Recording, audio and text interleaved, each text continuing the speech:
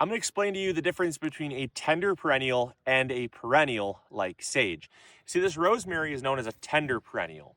Now, it's growing right now and it's doing just fine. It's nice and green, but it will not survive through winter here in Michigan. Compare that to basil. Basil is not cold tolerant at all. The moment it gets a frost, it dies. That's because it's an annual.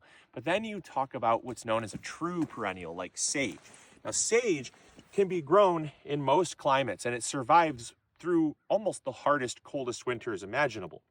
And that's the big separation difference, is essentially, as the name would imply, a tender perennial is a perennial that should be perennial, but it's very tender, meaning that if it's exposed to very cold weather, it will die.